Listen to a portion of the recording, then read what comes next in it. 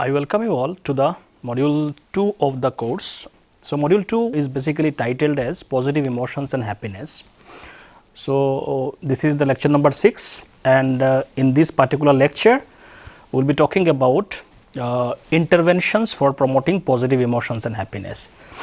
So, in the last few lectures, we have been discussing about some of the basic concepts related to positive emotions and happiness. This lecture and one more upcoming lecture will be focusing on some specific interventions. So, today's lecture is titled as Interventions for Promoting Positive Emotions and Happiness. This is the first part of this lecture. Today we will be talking about two major intervention strategies. One is gratitude and another is called savoring. So, before we talk about today's lecture, let me give you a brief recap of the last lecture. So, in last lecture I was also part of the same module. There is lecture 5. There we discussed about some of these concepts which are listed here. We discussed psychology of happiness and subjective well-being. We also discussed, basically we talked about how in the field of psychology we measure the concept of happiness, conceptualize concept of happiness and use it in the context of research. We also discussed on address the question that can we become happier. So, is it possible to increase the happiness level?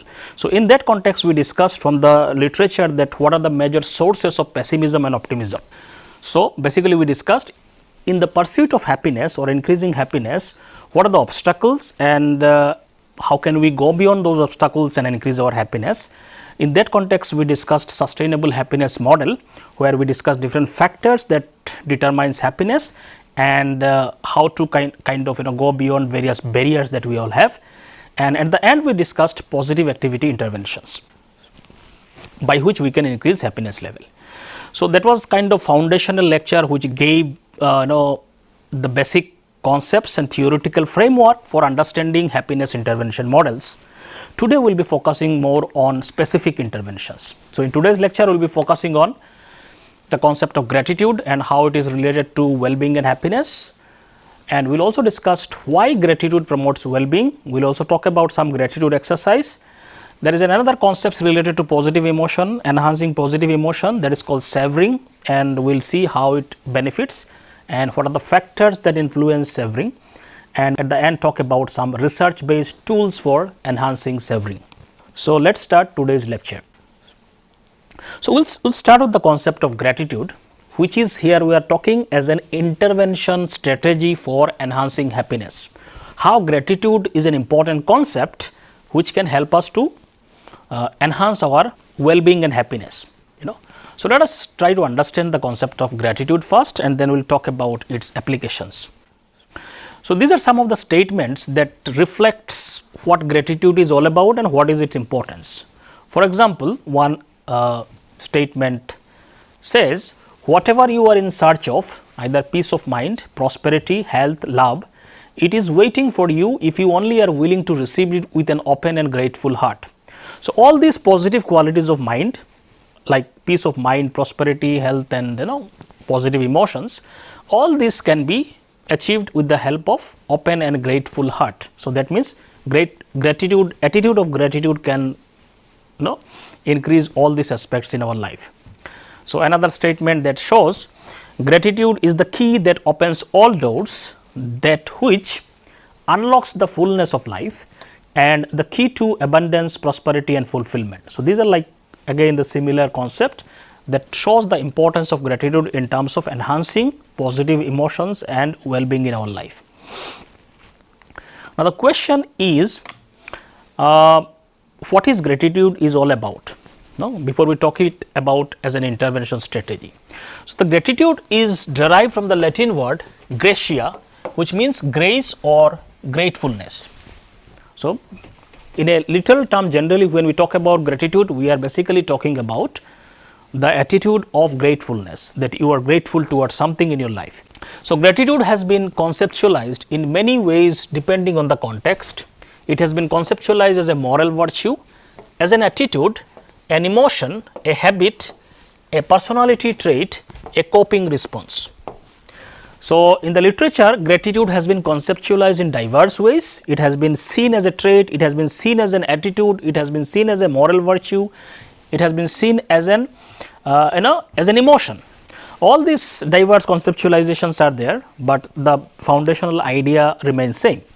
So, gratitude is an acknowledgement. One of the way we can talk about is that it's an acknowledgement that we have received something value from others or from the life itself. Okay? So, when you acknowledge that something is good in your life, you have received something valuable in life either from other individuals or from the life itself. So, that is where gratitude starts. It arises from a posture of openness to others, where we are able to gladly recognize their benevolence. So, it is that mental attitude or openness to others in the life, where we are able to recognize that others have or life has contributed to you or others have contributed to your life. From that openness, you realize that something is valuable in your life and you are thankful towards that.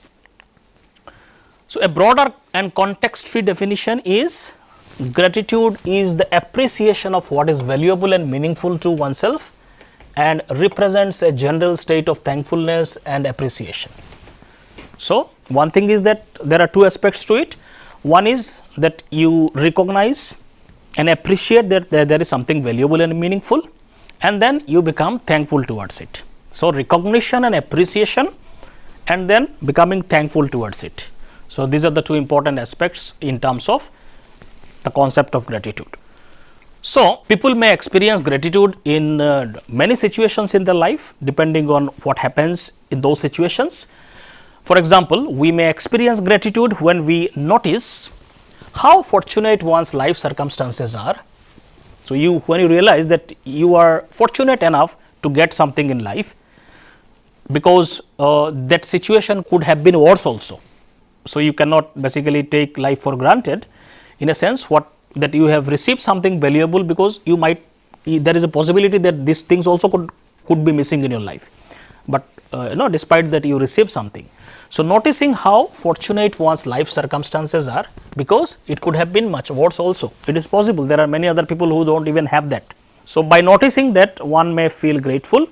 Gratefulness also or gratitude also comes by thanking someone who has contributed in one's life. When you see that someone has contributed positively to your life, it could be your friends, it could be your family members, whatever it is.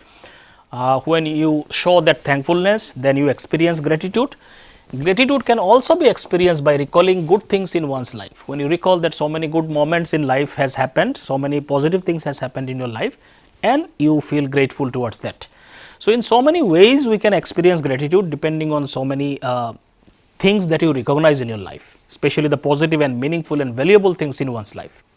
So, the practice of gratitude involves a focus on the present moment, even though things could be in the past or future,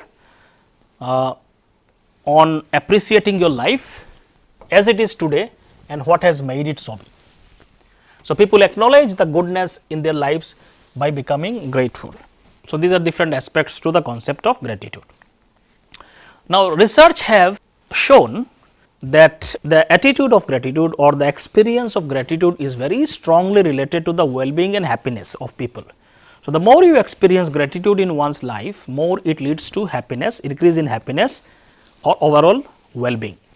So, some of the research findings are listed here. So, gratitude is one of the foundations to well-being and mental health throughout the lifespans in every stages of life. So, gratitude has been shown to contribute to diverse well-being measures. For example, research indicated that experiences of gratitude increases positive affect and decreases negative affect. Affect here basically means emotions in a general sense. So, the gratitude increases positive emotion, decreases negative emotions. Gratitude is negatively associated with depression, anxiety and loneliness, envy or neuroticism. So, all these negative emotional constructs such as depression, anxiety, loneliness, envy, all these things are negatively related to gratitude, means with the increase of gratitude all these things decreases. Gratitude has been positively associated with pro-social traits such as empathy, forgiveness and willingness to help others and overall social well-being. Research also indicates that gratitude is also positively associated with pro-social trait, means tendency to help other people, which may include things like empathy, forgiveness, willingness to help others and so on. So, and it is also very strongly related to social well-being and so on. Research also indicated that gratitude is linked to overall improved well-being, including fewer health complaints and more positive outlook towards life.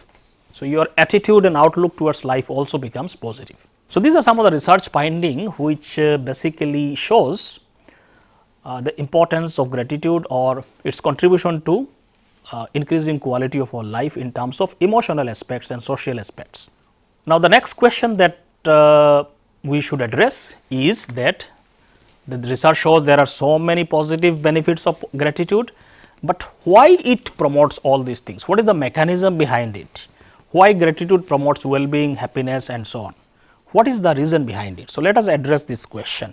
So, researchers like Emmons and Mishra, they also provided some possible mechanisms. They kind of summarize some of the possible reasons why gratitude could promote well-being. One of the reason is that gratitude facilitates coping with stress.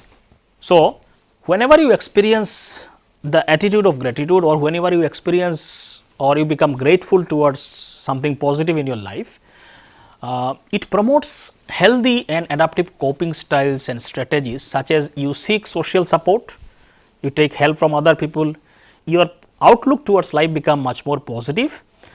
You try to solve the problems effectively and engaging with it. So, active coping, engagement coping, all these things become much more prevalent when we experience gratitude. So, basically when you are in a positive frame of mind, you are more likely to be effectively coping with the problems of life, because when we become too much stressed and our mindset becomes too negative, then we are not able to see the solutions of problems. Every problem looks much greater than actuality, but when you have an attitude of gratitude, it helps you to look at the problems, think properly in the right direction, seek support from other people and so on. All these things can help us to facilitate coping with the stress. So, this is one way by which it promotes well-being, because you are able to cope better with the problems of life. So, that will naturally leads to better outcomes in terms of well-being and so on. Another reason is that gratitude reduces toxic emotions, which primarily many times it comes from self and social comparisons. So, a lot of this toxic emotion, basically we are talking about negative emotions like anger, envy, jealousy and those kind of emotions. A lot of time those emotions comes by upward social comparison. So, this is something we will be discussing in the next lecture actually. So, when we compare ourselves with someone who is better than us and in a contrastive fashion, then your relationship with that person is not in a positive sense, but you are more in a competitive sense. You are looking at someone, but you think that person is better than you. So, that is called as an upward social comparison. Mostly such comparison leads to negative impact on well-being, because you feel like someone is better than me and I am not as good as that person and so on. That leads to negative emotions and it may lead to envy and jealousy and those kind of things. Now, the research shows that the attitude of gratitude actually decreases this kind of upward social comparison, which may lead to all these negative emotions. So, the less we do this kind of social comparison, the more we are likely to experience positive emotions and less toxic emotions. So, gratitude itself is an incompatible to toxic emotions such as envy and resentment. Both cannot exist together. So, that is the idea. So, when you experience gratitude, you cannot experience toxic emotions. So, both cannot exist together. So, in that sense, it will reduce those emotions and improve our well-being. The next mechanism that shows that how gratitude can improve our well-being is that gratitude improves our self-esteem. So, gratitude has been consistently linked with higher and stable self-esteem. However, the direction of this relationship is not clear, whether it is higher self-esteem that leads to greater gratitude or gratitude leads to self-esteem. That can happen in both the ways probably. So, the directionality is not very clear, but it seems gratitude and self-esteem, there is a positive correlation between them. So, if your self-esteem enhances in a healthy sense, then obviously it is a very good indicator of mental health and higher well-being. Another mechanism is that gratitude enhances accessibility to positive memories. So, more we become grateful, more we are in the state of positive states, it we are more likely to remember positive things in our life, because that is also one of the aspects of gratitude. So, you are more likely to remember positive memories of life. The more you remember positive memories of life, more you are likely to experience positive emotions. So, in that sense, it enhances positive memories and positive emotions, which can boost well-being. Gratitude also builds social resources. Though this is very important, because the more we experience gratitude in life, more we are likely to have better relationship with other people in the social context. Simply because it also strengthens existing relationship, it also promotes building new relationship with other people in a healthy sense. Simply because the people who are much more of complaining nature, generally lot of conflicts and other thing arises in one's life. So, if you are in a relationship, express more gratitude, more become thankful towards the other person's contribution to your life, your relationship dynamics become much more healthier. Other person also realizes that you are recognizing the contribution of that person. So, that person also feels that there is a healthy dynamics happens between the persons. On the other hand, the more you become complaining in nature, the more conflicts and the issues erupts in the relationship. So, that is why gratitude also promotes building better social relationship, maintaining existing relationship and so on. Some research also shows, for example, gratitude is a strength of character that is highly desired in romantic relationships and so on. So, this can also predict the quality of relationship, especially in the romantic context also. So, in the social context, social resources, this can play a very important role. Gratitude motivates moral prosocial behavior also. You are more likely to do right thing in your life the more you experience gratitude, because it comes from that positive state of mind. So, it promotes both direct reciprocal altruism and upstream reciprocity. Upstream reciprocity involves passing on a benefit to a person uninvolved in the initial exchange and thus promoting prosocial behavior. So, gratitude promotes both direct altruism, basically means it is a helping behavior, and also upstream reciprocity, which basically means you pass on the benefit. So, you benefit one person, the other person also likely to pass on that benefit to other people who are even uninvolved in the initial exchange. So, it can kind of stimulate a spiral of actions which are positive in nature. Now, let us talk about gratitude exercise. So, how can we actually increase these experiences of gratitude in our life? Since gratitude may not happen very automatically for most of the people, because the nature of human mind is more of complaining in nature for most of the people.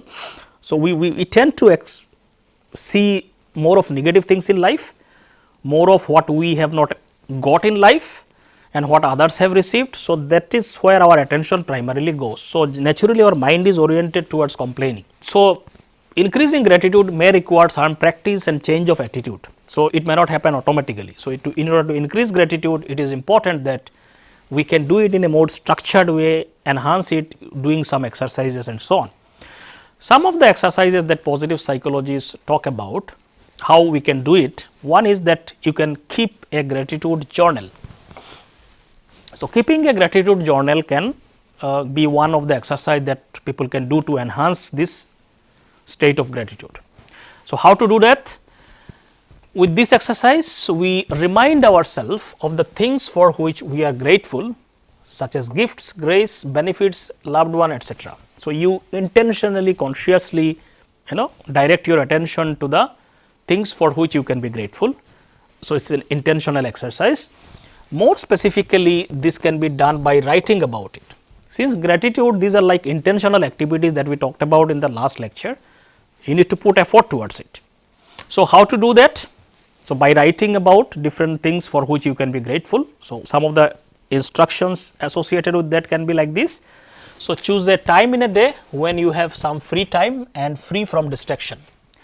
So, it could be first thing of the day in the morning, or maybe the last thing of the day at night, or sometimes in between, such as during commuting and so on. So, when you have some free time, you can do this exercise where there is not much distraction and you are not worried about something and so on.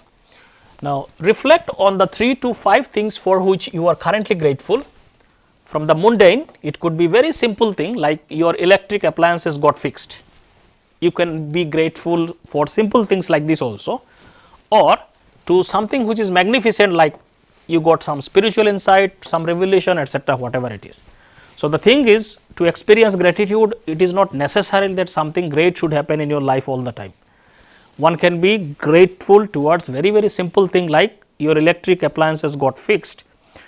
It is about cultivating an attitude to see and become grateful for even small things in one's life, which we generally do not notice and pay attention. So, you can list out 3 to 5 things like that, for which you can experience great gratitude, which can include very simple things in one's daily life.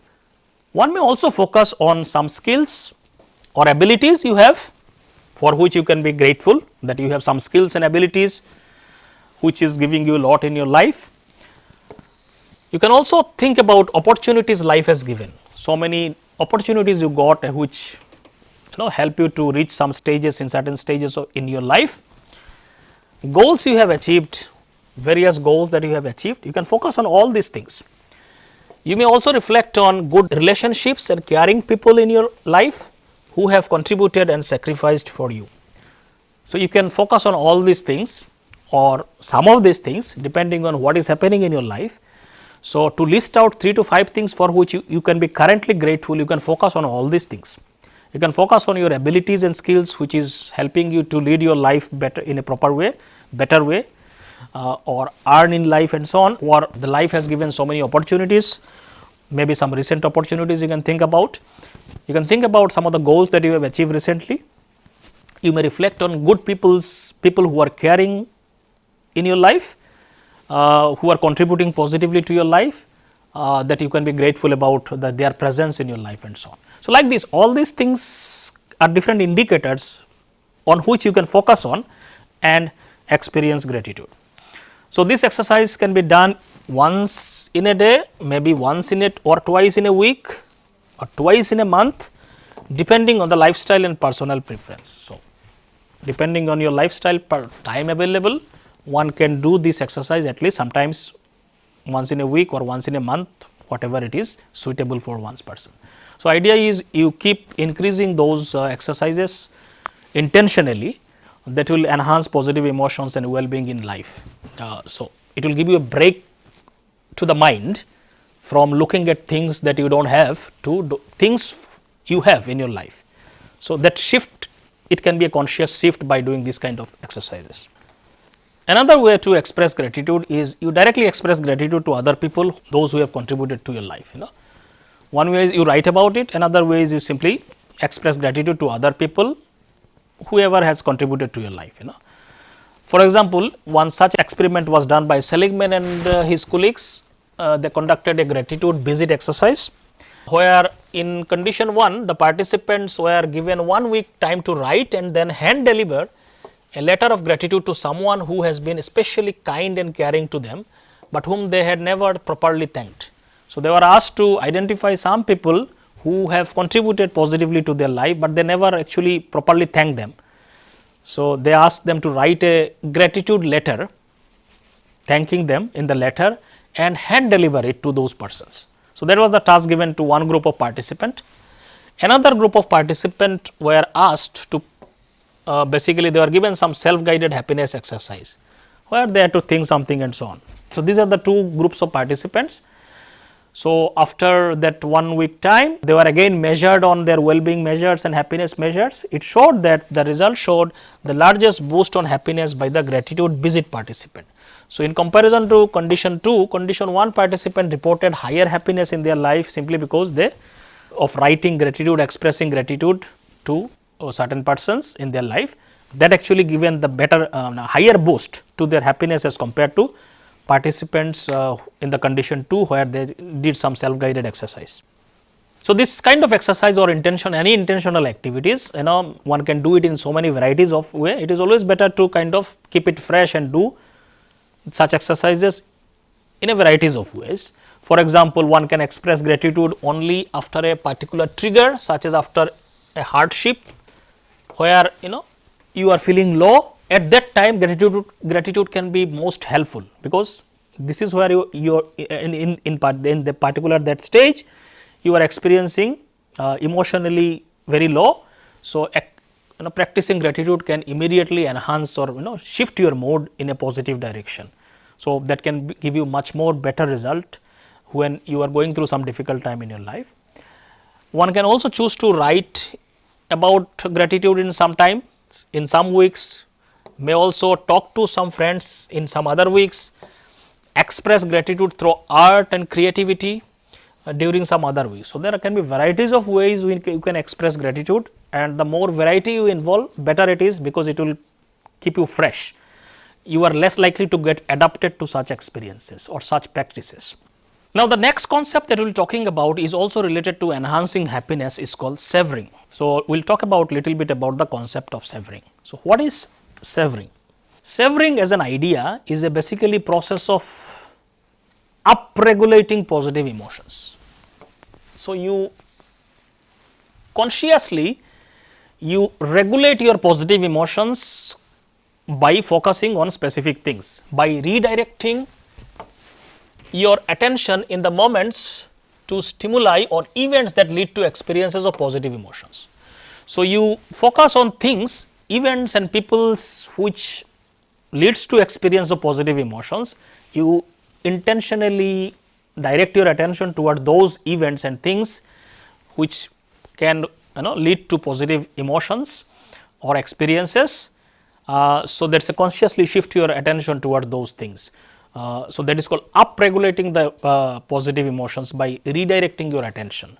So, savoring basically includes that. So, in other words, savoring is a strategy we can use to experience more frequent positive emotions. So, you can consciously how to increase positive emotion. Savoring is one way where you consciously redirect your attention by repeatedly drawing our attention to the experiences and sensations in the present environment that makes us happy, proud, grateful and connected. So, you consciously redirect your attention. So, in gratitude you simply look at things which are positive in your life and then you become thankful, and so the experiences of thankful leads to positive emotion. Here it is not about thankfulness, it is more about looking at things or paying attention to things which are positive. So, because the nature of those things are positive, automatically the moment you focus on that, that whole emotion comes back to your memories and so on. So, those are called savoring experiences. So, it involves consciously engaging in thoughts and actions that help individuals fully appreciate and prolong positive emotions. So, you can prolong positive emotion, increase the frequency of positive emotions by redirecting your attention to the moments or things in your life which can generate positive emotions. So, savoring is a joyful experience, requires turning your attention to all the good things that are happening in the moment. So, it could be in the present moment, also in the past also, we will talk about that also. You can also experience savoring by thinking back on experiences of joy or looking forward to something that is going to be positive in your life in the future.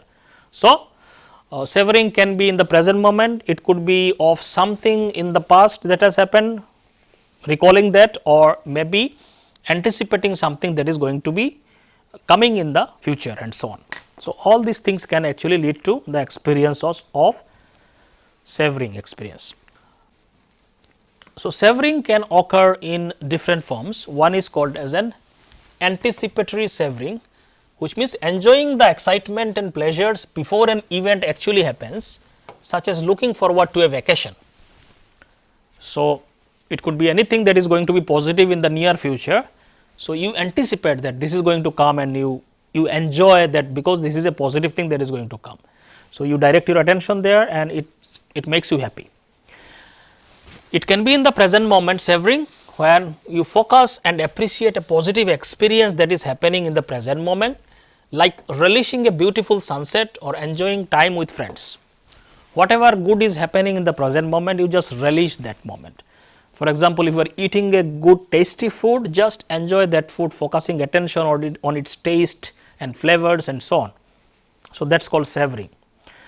Or you just enjoy some sunset, focus on that without distracting mind to some problems and other things, just enjoy the beauty of sunset. So, that is called savoring in the present moment, it will enhance positive emotions.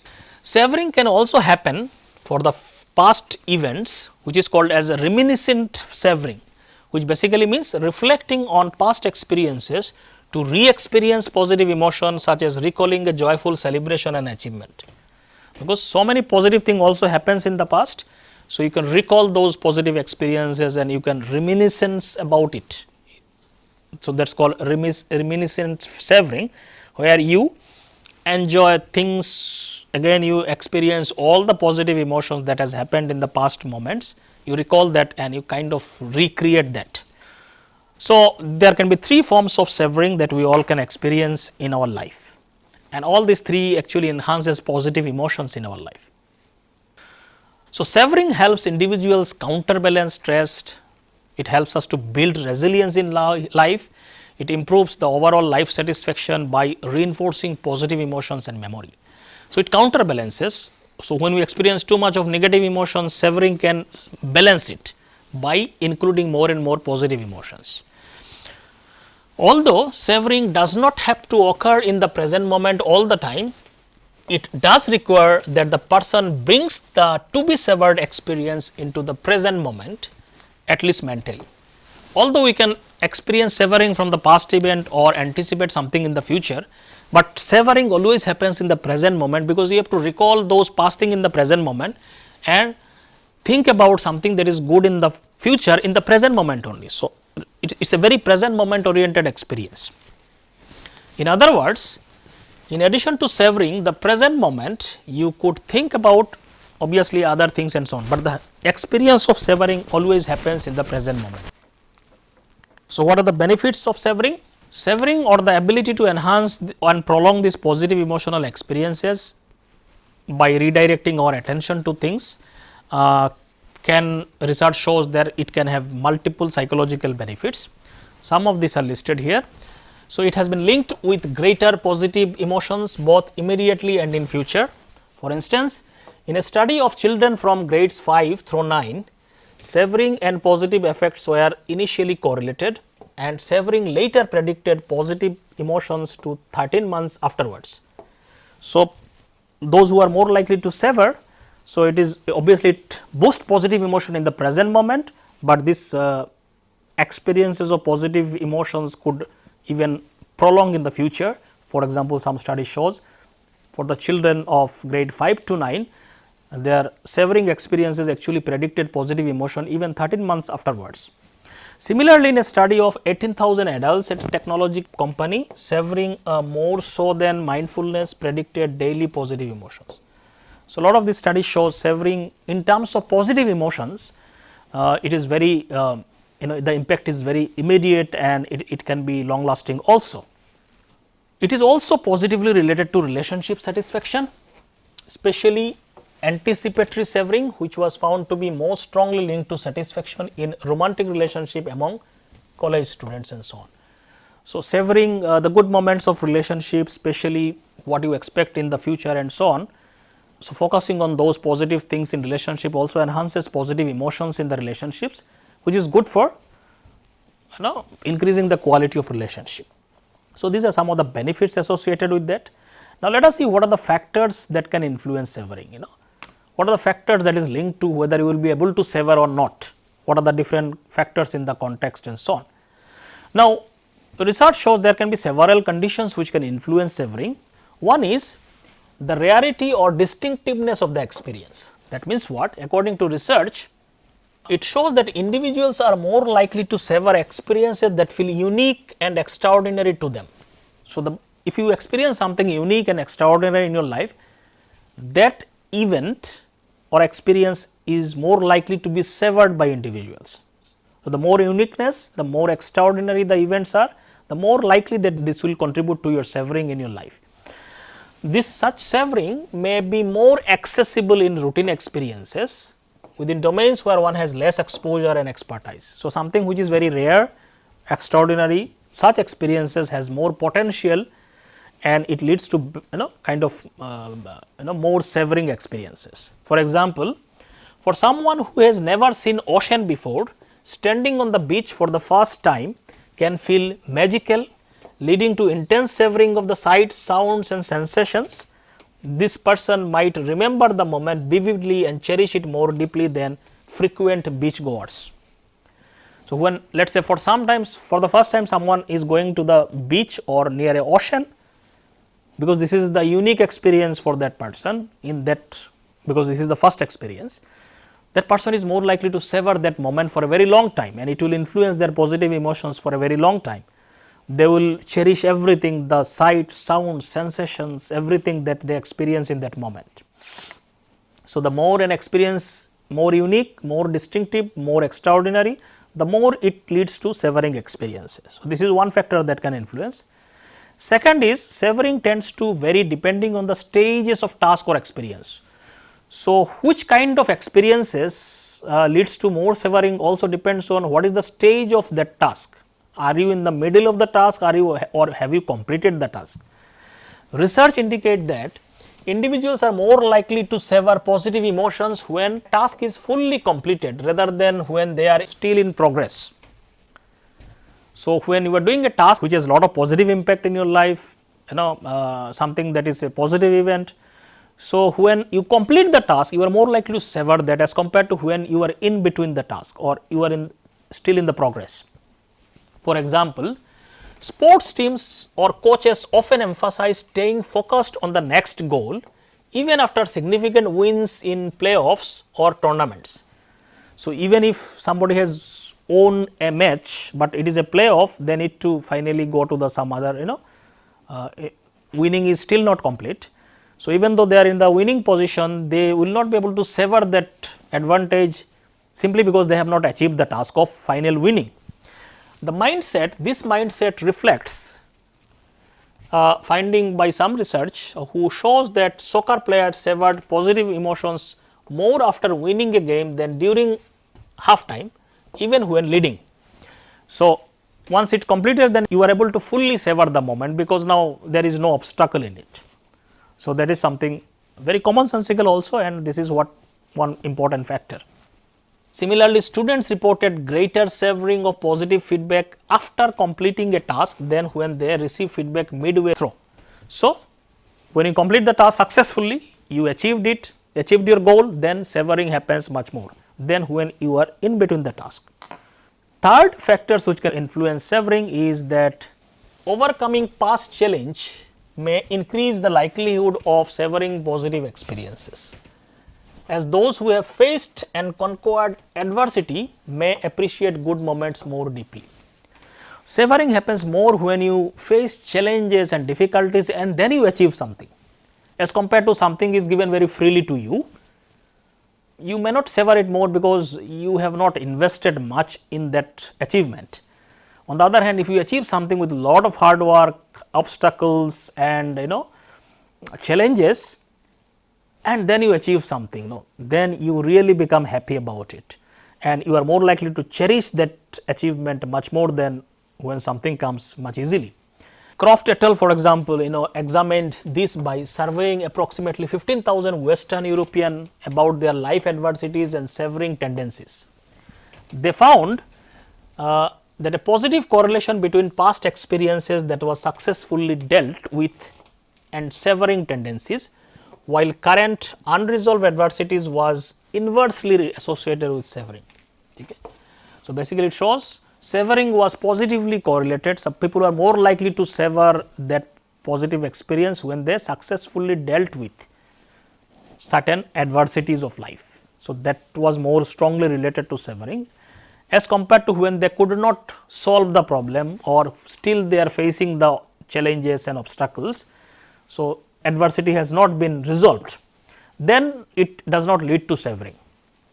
This suggests that individuals who have overcome hardship are more inclined to savor positive experiences, whereas those still grappling with the ongoing challenge.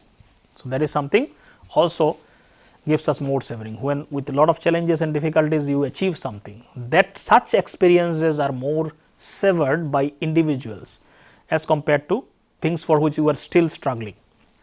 Now, let us see at the end some research based tools, how can we increase savoring in our daily life, because this enhances positive emotions. So, how can we apply this concept in terms of actual strategy? So, these are some of the strategies, research based strategies that I will be discussing here. The one way to increase savoring is be mindful of sensory experiences. whatever sensory experience we have in moment to moment in our daily life, we can focus on that without distraction. That will enhance our savoring experiences. It may include things like luxuriating or indulging the senses in a powerful way to enhance savoring by fully engaging in the moment. So, fully focusing on the moment in which you are doing something and experiences it in all the sensations of it. So, this involves concentrating on sensory experiences like sweetness of a ripe mango, scent of a bakery, warmth of the sun, and so on. In one experiment, individuals who focused on the sensory experiences of eating chocolate reported greater pleasure than those who were distracted. So, for example, it could be done while you eat something, fully focus on the eating experience. Do not think too many other things while eating, focus on the eating, feel the taste, enjoy the taste whenever you are eating something, and that will enhance the eating experience, will become much more profound than when we eat something and just distracted and thinking about something else and talking to something else. Then we eat a lot of things and we do not feel anything, like whatever you have eaten, you do not even feel whether it was tasty or not, simply because the people get distracted. So, the kind of positive experience you could have received from that experience, you completely miss it simply because you are distracted. So, similarly, whatever things we do, focus on that, fully enjoy and get involved sensorily, whatever experiences coming from that experiences. So, it could be eating something, or it could be like smelling something, whatever it is, or even walking and enjoying seeing a sight and so on. All these things one can be very mindful in the sensory experience in the present moment. It will enhance savoring experiences and enhance the positive emotions in our life. So, creating a mindful undistracted setting can help transform simple activities like eating or listening to music into an enjoyable rituals. One such example is given in one research literature, where an extraordinary example of this approach comes from a story of concentration camp prisoners who were in the concentration camps, in the Nazi camps, the most horrible place to live in, where you do not have any freedom, you do not have anything to eat properly, and all kinds of unimaginary horrible incidents have happened in those camps. Now, despite all this deprivation, for example, in one case somebody reported that this some of these prisoners dined, means they imagined dining in their minds, vividly imagining a lavish meal. They mentally dressed in fine clothes, visualized elaborate dishes, and tasted fine wines, finding a way to savor even without physical experiences. This is an extreme example, but even without physical experiences, people can enjoy something in their mind, even though physically things are completely opposite to that. So, that is also possible. So, this practice of engaging the five senses can help anyone cultivate pleasures and savoring in daily life regardless of the circumstances. So, this is one possible way by which we can increase savoring in our life. Reminiscing is another thing about past experiences. We can also enhance that.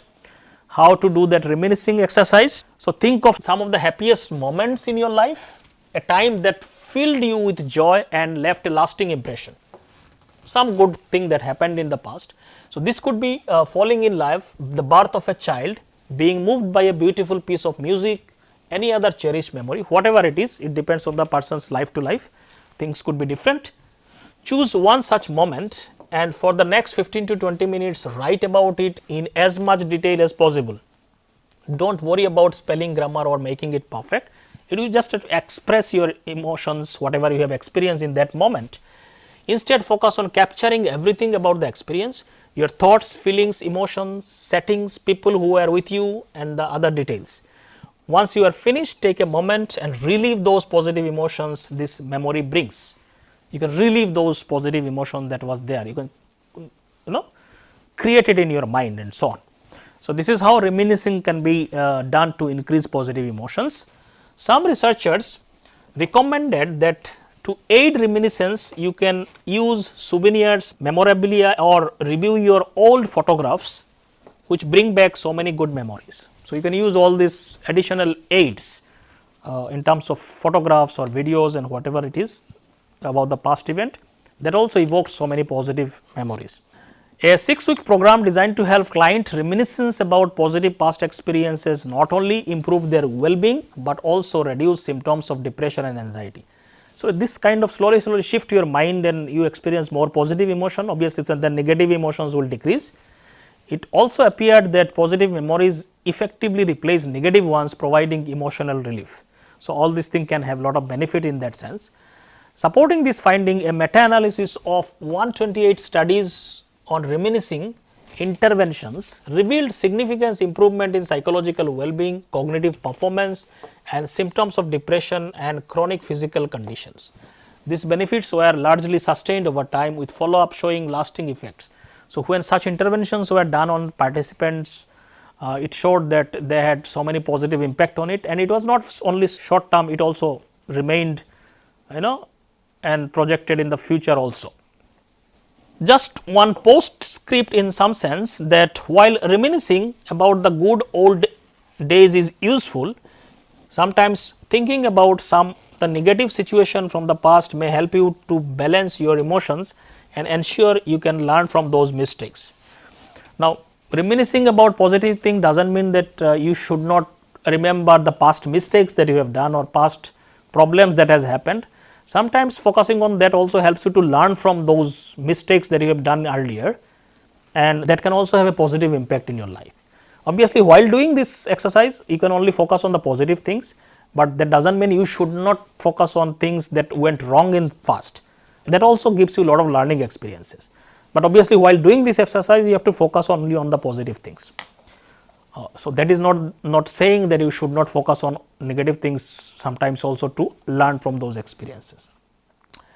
The third is about anticipation, which is about the future positive thing that you were expecting. That is called anticipation, how we can do that in terms of actual strategy. So, anticipation is basically, it is about savoring, that refers to positive emotional experiences looking forward to future event, moment or outcomes. It involves the enjoyment and pleasure derived from imagining, planning and thinking about something pleasurable that is going to happen in future. So, anticipation plays very important evolutionary role, whereby it helps us to prepare strategies to cope with future events. So, before the event happens, you prepare in your mind what to do, what to experience and so on. So, that has a benefit in terms of actually preparing yourself. For example, future focus is associated with school achievement and so on. So, in advance you prepare yourself emotionally, strategy wise and so on. So, anticipation has lot of benefits in that sense. So, anticipating future events such as upcoming holidays can temporarily boost positive emotions. However, this effect typically may fade as emotion return to baseline level. So, obviously, small events, whatever you are going to take in, obviously it can boost your emotions, but such emotions may not last long simply because this may be some isolated event and so on. In contrast, when you do it regularly reflecting on things to look forward. So, it should not be just sometimes you feel something is happening, those things obviously will have a very short impact, but when you regularly reflect on things to look forward each day, even for just a week, it has been associated with both short term and long term benefits, including reduced pessimism, decreased emotion and exhaustion. All these things, when you do it regularly, more frequently, then their benefit actually lasts longer. Additionally, writing about traumatic events alongside possible new opportunities may bring or at least shown to increase well-being and growth in non-clinical participant following trauma. When something traumatic or bad event happens in one's life, obviously this will make people sad and negative emotions are more likely to be experienced by people. But when you write about traumatic experiences and also write about what changes has happened because of this event in your life, what opportunities, new opportunities came. So, for most of the negative thing that happens in one's life, generally some positive doors also opens. So, focusing on opportunities alongside trauma and writing about it can also be a very good exercise in terms of enhancing positive or well-being in one's life. So, another postscript or post suggestion is that when anticipating future events, we can focus on either positive or negative outcomes, accordingly things will happen. While focusing on positive outcomes, it can boost our emotions anticipating stress, particularly in the morning, can negatively impact cognitive function like other things and so on. On the other hand, if anticipation includes strategies for overcoming challenges, it can better equip us to handle adversity. So, anticipation can be done in these two ways. One is you focus on the positive thing that is going to happen, it will increase your positive emotions. You can also focus on strategies to overcome challenges that are coming in the future. So, that will also help you to prepare yourself better for the future. However, only fantasizing about positive outcome can sometimes backfire, as it may reduce the motivation to put effort towards achieving these goals. So, one important thing is that while anticipating, we should not only fantasize that something good is going to happen without really putting efforts and motivation towards achieving that. Then only it will become a fantasy, and then when things will happen, it may not come out positive. So, just fantasizing may not work, required motivation and effort also has to be directed. So, therefore, it is important to approach anticipation with a clear purpose. Positive anticipation can enhance emotional well-being, but it may not be beneficial in every situation. So, in many situations where you are anticipating something positive, you also need to work towards it.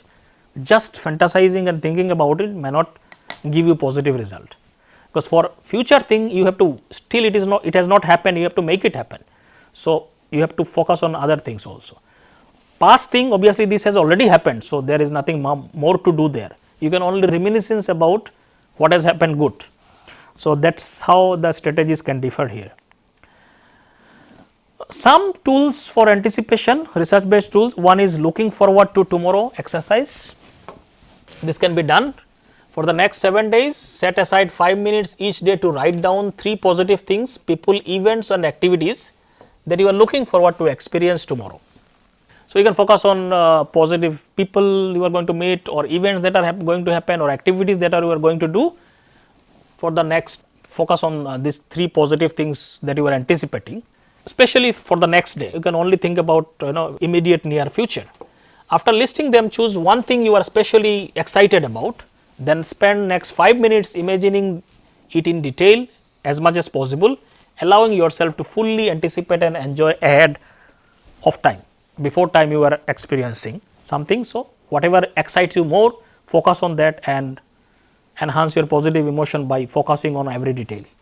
Positive mental timetable exercise, another thing that people can do is that for the next week, each night before bed, take a few minutes vividly imagining 4 positive events that could happen in the following day. These events could be small joys like receiving a text from someone you care about, eating your favorite meal, engaging in work you love and so on. So, in all these things, obviously the focus is given on, you do not have to focus on something great to happen and then you can do something like that. Small positive thing that happens in daily life, all these things can be included. So, as you picture each event, try to engage all the senses, imagining the sights, sounds, smells and textures if they are happening as if they are happening in your real life. So, positively you travel your time in the future and experience that beforehand. So, that is what exercise is all about, and that can also enhance positive emotions. The third one is called prospective writing exercise. If you are recently gone through some challenging experiences, difficult experiences in your life, set aside 15 minutes once a week for the next month to write about it, whatever challenges has happened. In times of adversity, many people feel sense of loss, recognize that certain doors have closed, however, new doors may also have opened. So, that is something very important. When challenges or difficult thing happens, people become sad and depressed, primarily because they think many doors are closed in one's life. But we can also focus on many doors that could open also, or could have opened, or already have opened because of this event has happened in one's life. These new opportunities might include trying something different, setting new goals, because old goals are now no longer working. So, you can set new goals, forming new connections or relationships, or making meaningful changes in one's life. So, you can focus on all these new possibilities that could happen or that could come because many old doors have closed. So, that is called prospective writing exercise. You can write about all these things, all these possibilities can coexist with the losses. People think if loss has happened, positive thing cannot happen, not like this. Both things can happen together. They do not diminish the pain or significance of what happens. That does not mean your pain will be lowered, because of negative things, pain will be there, but many new doors could also open. So, both can exist together. So, use this time to write about any new doors that have opened or may open for you in the months ahead, considering the future opportunities that lie ahead. You can write about it. So, that could be also another anticipation exercise, which could also positively contribute to your emotions and well-being. So, these are some of the things about interventions related to enhancing happiness and positive emotions. So, today we discussed two specific intervention, one is gratitude intervention and another is intervention related to savoring exercise, savoring, and different exercises associated with each of these two concepts. So, we will talk about some other things in the next lecture. With this, I stop here. Thank you.